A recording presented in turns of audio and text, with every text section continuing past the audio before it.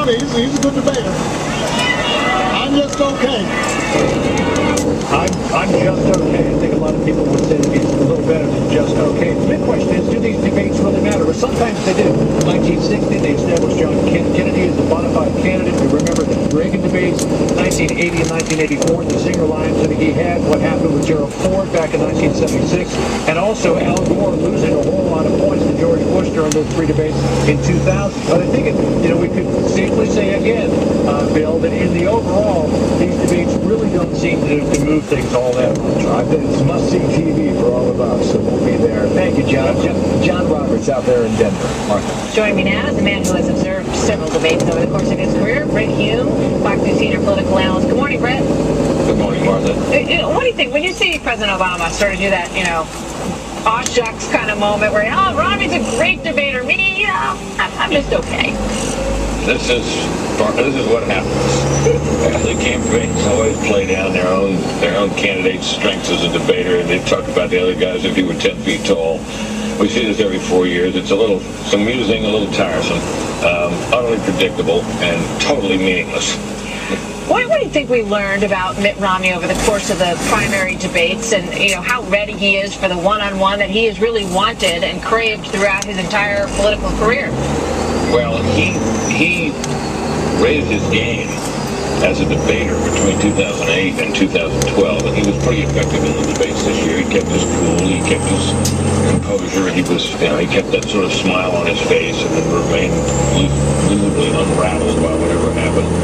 And when he had to do it and go on the attack, he did it. And we all remember the debate, I guess it was in Atlanta with Newt Gingrich, it was in Florida with Newt Gingrich, where he basically took Gingrich's pants off on the issue of what was in his investment portfolio and won that state by a big margin.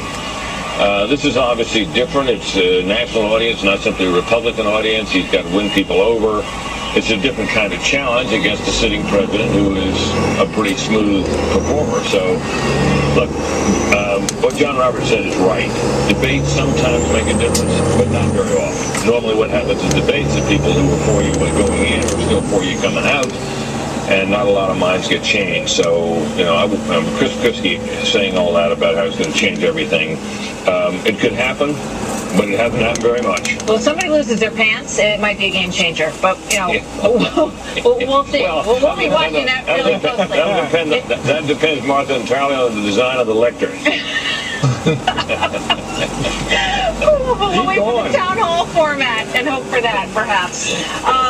So, you just mentioned Chris Christie. What do you think he's up to with that comment? I have no idea, and I'm sure the Romney headquarters in Boston was scratching their heads up there about that, because you don't want to raise expectations. You just don't. And I think he may have been trying to send a signal in his blunt way to the Romney campaign. Hey, you better really do something in this debate, because things are not going very well. I mean, the national polls don't look too bad, but then you look at it state by state in the key states, and it looks a little grim for Governor Romney at the moment. And something, obviously, you normally think something would have to happen to change the trajectory of the race, and so far it hasn't. I want to talk about whether this is, sort of a Carter-Reagan election, or whether Mitt Romney is a Dole character in history. Any thoughts on, what we can learn from those elections and what we're in right now? By the time we got to the critical single debate between President Carter and Governor Reagan in 1980, the polls were tight. Carter was ahead. Reagan had been ahead after his convention in July.